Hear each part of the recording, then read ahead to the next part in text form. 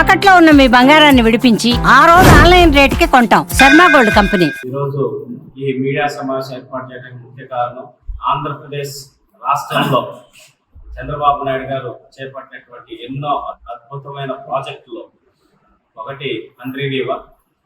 మనందరికీ తెలుసు, గౌరవ మాజీ ముఖ్యమంత్రి వర్యులు స్వర్గీయ నందమూరి తారక రామారావు గారు ఈ హంద్రీనీవా ప్రాజెక్టుని 6 లక్షల ఎకరాలకి సాగునీరు అందించాలనే లక్ష్యంతో ప్రారంభించడం జరిగింది.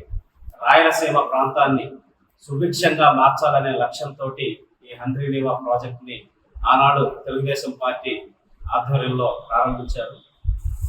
తర్వాత తెలుగుదేశం పార్టీ ప్రభుత్వం ఉన్న సమయంలోనే హంద్రీనీవాకు సంబంధించిన అన్ని పనులు చాలా వేగవంతంగా జరిగాయి. ఆనాడు వైఎస్ రాజశేఖర రెడ్డి గారు జలయజ్ఞం పేరుతోటి ఏ విధంగా ధనయజ్ఞం చేశారో మనందరికీ తెలుసు. తర్వాత జగన్మోహన్ రెడ్డి ఏ విధంగా రాయలసీమకు అన్యాయం చేశారో మనం గత 5 సంవత్సరాల్లో కూడా చూసాం.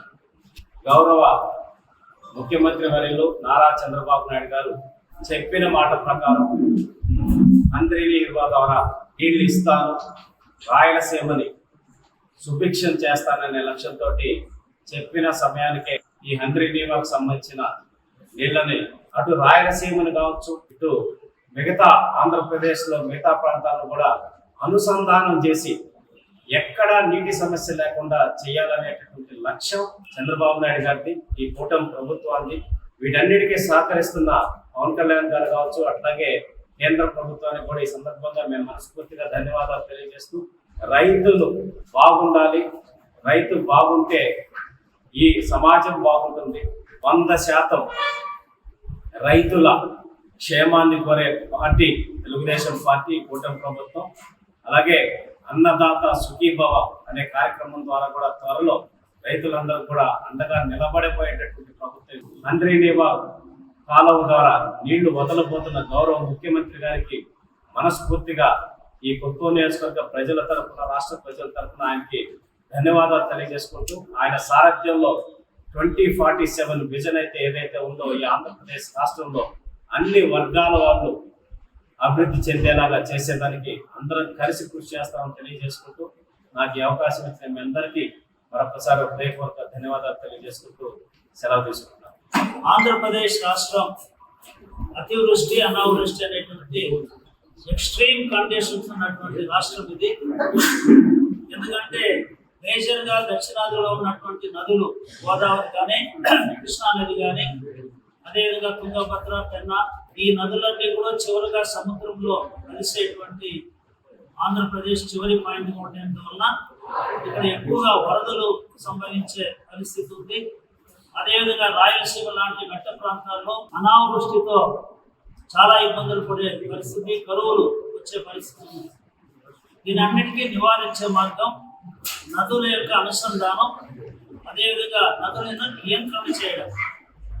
ఇది ఎక్కడికక్కడ నదులు వీలైన చోట అంతా కూడా డ్యామ్స్ లాగా సృష్టించి దాన్ని అనేక రకాలుగా ఉపయోగించుకోవడం, విద్యుత్ ఉపయోగించుకోవడానికి, విద్యుత్ తయారీ కానీ, అదేవిధంగా సాగుకు సంబంధించింది తాగునీటి అవసరాల కోసం పరిశ్రమలకు వాడుకునే పరిస్థితికి గౌరవ ముఖ్యమంత్రి గారు ఒక విజనరీ లీడర్గా ఏ విధంగా ప్రకృతి వనరుల్ని సమర్థవంతంగా వినియోగించుకోవాలో ఆయనకు తెలిసినందుగా ఎవరికి తెలియదు. కాబట్టి ఆ దిశలో మనం ముందుకు పోతున్నాం.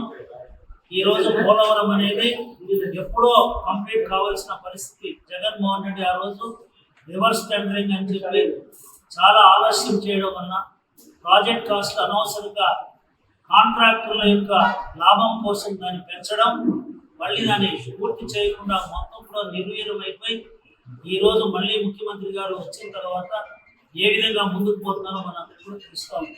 ఒక విజనరీని ఎందుకంటామంటే ముందు చూపుతో ప్రతి ఒక్క చుక్క నీటిని వినియోగించుకోవాలని చెప్పి ఆ రోజు నియోజకవర్గ నాయకులు, అధికారులందరూ కూడా మహారాష్ట్రలో అన్నాసా హజారే ప్రాజెక్టు దగ్గర తీసుకొని పోయి ఈ వాటర్ షెడ్ ప్రాజెక్ట్స్ ఏ విధంగా మనకు వర్షపు నీటిని ఉపయోగించుకోవాలనే దానిపైన ప్రాజెక్ట్ తీసుకొని వచ్చి కుప్పం ప్రాంతంలో మొత్తం కూడా 103 రూపాయలు వాటర్ షెడ్ ప్రాజెక్ట్ ద్వారా వర్షపు నీటిని భూగర్భ జలాలుగా మార్చే కార్యక్రమం చేశాం.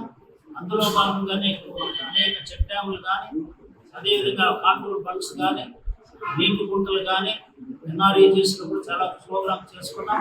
కాబట్టి ప్రతి ఒక్క నీటి చుక్కని వినియోగించుకొని, అదేవిధంగా సాంప్రదాయంగా ఉన్నటువంటి ఈ నీటి పారుదల ఏదైతే మనం ఫ్లడ్ ఇరిగేషన్ అంటాం, కాలువల ద్వారా నీరు పారించే విధానాన్ని కూడా మనకు ఇజ్రాయల్ టెక్నాలజీ వినియోగించుకునే రోజు ఆ విధంగా కూడా నీటిని జాగ్రత్తగా వాడుకునే విధంగా చేశారు. కాబట్టి నీటి వినియోగంలో అద్భుతమైనటువంటి మార్పు తీసుకొచ్చింది గౌరవ ముఖ్యమంత్రి చంద్రబాబు నాయుడు గారు. దీన్ని రైతులందరూ గమనించాలని కోరుతూ